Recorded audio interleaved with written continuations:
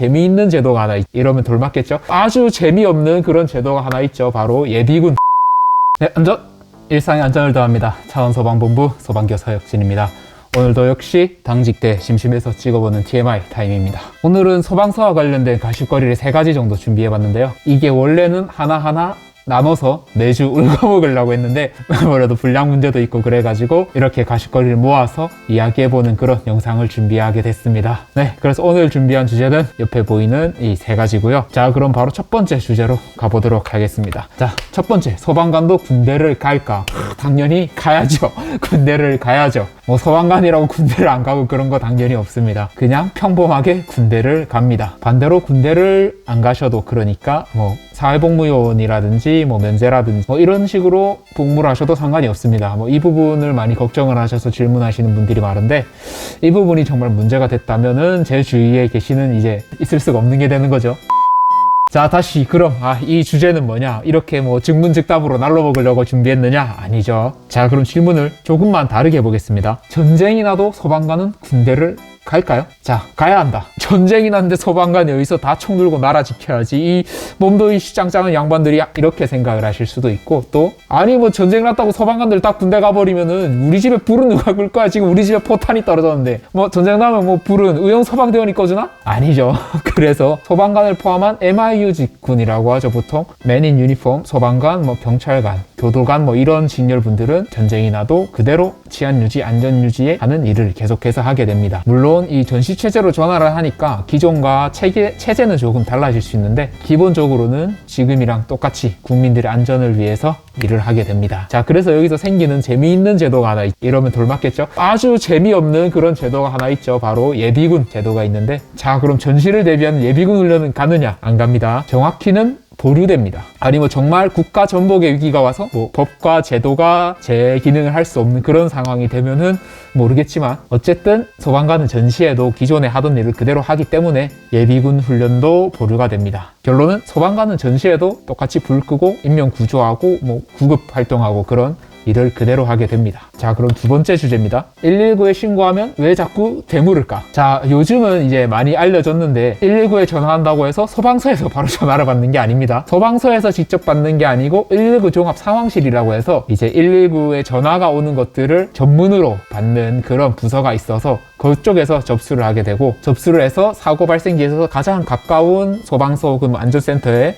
출동 지령을 내리는 그런 역할을 하는 곳인데요. 119에 직접 신고를 해보신 경험이 있으시거나, 아니면 뭐 대형 사고가 나서 녹취록 같은 게 인터넷 한 번씩 올라오면 들으면은 조금 답답하다고 느끼실 겁니다. 뭐 예를 들면 뭐 여기 뭐 교통사고가 났어요. 거기가 어딘가요? 뭐 여기 용원교차로 앞입니다. 사람을 몇 명이나 다치셨죠? 뇌증 출돌인가요? 야, 지금 오라면 그냥 오면 되지, 뭐 그게 뭐 지금 그게 중요해? 뭐 이런 흐름의 대화가 자주 오가곤 하는데, 이 현장 상황을 계속해서 묻는 거는 아무래도 조금이라도 더 현장에 대한 정보를 얻기 위함이겠죠. 물론 이 신고하는 사람 입장에서는 빨리 와줬으면 하는데, 이게 이 질문들이 정말 답답하게 느껴질 수 있는 부분은 이해를 합니다. 여기서 중요한 건 이제 교통사고가 났다, 그리고 여기가 어디다, 뭐 이 정도 나온 시점에서 출동 지령은 내려가고 있어요. 네, 거기 어디라고요? 네, 그럼 지금 몇 명이나 아프죠? 뭐 실제로 헤드셋을 쓰니까 이렇진 않겠지만 어쨌든 좀 이런 느낌이거든요. 그리고 이제 위치 추적이 안 되냐, 이렇게 많이 말씀을 하시는데, 지금도 완벽하게 위치가 특정이 되진 않아요.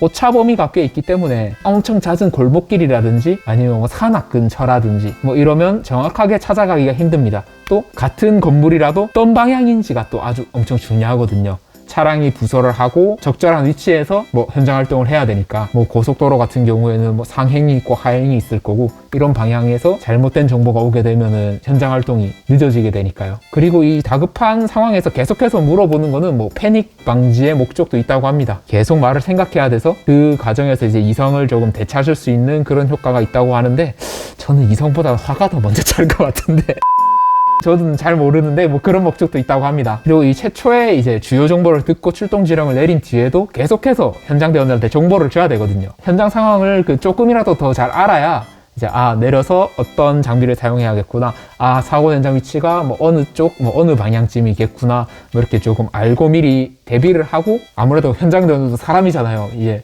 마음의 준비를 좀 해야 되는 저 같은 경우에도 정말 이제 완전 신규 때 이제 넘어짐 이 세 글자가 출동 지령서에 내려왔어요. 신고자분이 뭐 사람이 넘어졌다 뭐 이렇게 신고를 하셨겠죠. 그래서 뭐 넘어짐 세 글자 뭐 지령서 뭐 이렇게 출동을 나가보니까 도착지가 뭐 공사 현장 근처고 뭐 크레인에서 한 분이 추락하신 상황이고 추락에 의해서 심정지 상태에 빠져 있는 뭐 그런 상황이었던 기억이 있는데, 이런 상황들이 있기 때문에 이렇게 계속해서 되묻는 거는 출동을 이미 하는 중이고 이제 현장 대원들한테 조금이라도 더 정보를 주기 위함이면 좋겠습니다. 자, 마지막, 벌써 마지막이네요. 세 번째, 시체를 발견하면 119, 112 어느 쪽에 신고해야 될까요? 네, 뭐 사실 이것도 어느 쪽에 신고해도 상관이 없어요. 어디에 신고라든 사망사건 같은 경우에는 반대쪽에 이제 협조 통보가 가기 때문에 어느 쪽에 신고를 먼저 하셔도 뭐 크게 상관없긴 합니다. 사실. 그러면 이 질문을 왜 넣었느냐? 여기서 시체라고 하니까 말이 좀 그렇네요. 그 사망자죠. 그리고 이 사망자도, 이 사망자라는 말 자체도 이게 쉬운 말이 아닙니다. 이 사망 선고라는 거는 의사분들의 고유한 영역이기 때문에, 그래서 결론부터 말씀을 드리자면 이 사망자는 119가 이송을 하지 않습니다. 119는 출동을 해서 의사분에게 연락해서 소생술 유보 혹은 뭐 중단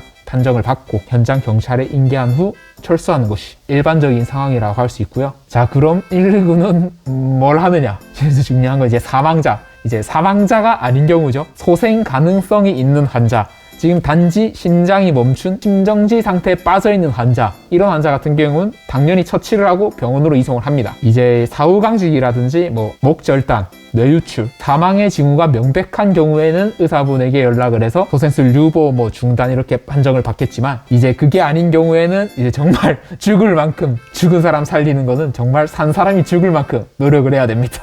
뭐 그런 싸움이 시작이 됩니다. 자, 여기서 판단은 신고자분이 하실 필요는 없습니다. 119가 출동해서 확인을 하면 되는 거기 때문에 신고자분들은 그냥 발견 즉시 빠른 신고를 해주시면 좋을 것 같습니다. 그리고 상황에 따라 119에서는 영상통화로 다시 회신을 해서 심폐소생술에 대한 안내를 할 수도 있습니다. 자, 그럼 이제 이 사망자는 어떻게 하느냐? 이제 의사분이랑 연락을 해서 의사분이 유보 혹은 뭐 중단 판정을 하시게 되면 이제 경찰분들이 범죄 사실이 없는지 조사를 하시게 됩니다. 그래서 이 부분에서 뭐 별다른 특이사항 없이 사망하신 분이라고 확인이 되면 이제 인근 병원 장례식장에 연락을 하시게 되면 장례식장에서 앰뷸런스가 한 대 도착하게 되고, 그럼 이제 망자분을 장례식장으로 이송을 하게 됩니다. 네, 오늘의 TMI는 예전 영상에 비해서는 조금 매운맛이 빠진 그런 가벼운 주제를 다뤄봤는데요. 이제 이 수험생분들을 위한 콘텐츠를 지금 뭐 크나? 네, 뭐 어쨌든 준비를 하고 있긴 한데 이게 언제쯤 찾아뵐 수 있게 될지는 잘 모르겠습니다. 그래도 정말 또 열심히 준비하고 있으니 따뜻한 시선으로 바라봐 주시면 감사하겠습니다. 자, 그럼 오늘도 일상의 안전을 더하는 창원소방본부였습니다. 안전!